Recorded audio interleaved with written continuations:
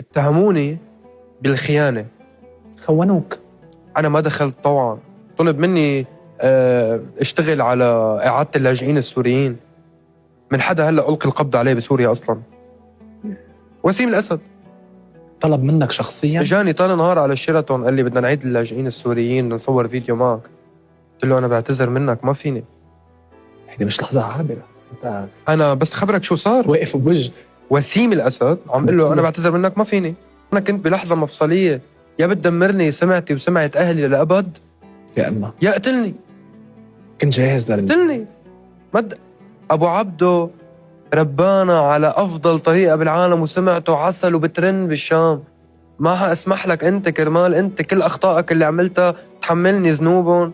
بتعرف ليش ما حكيت بعزة؟ ليه ما حكيت؟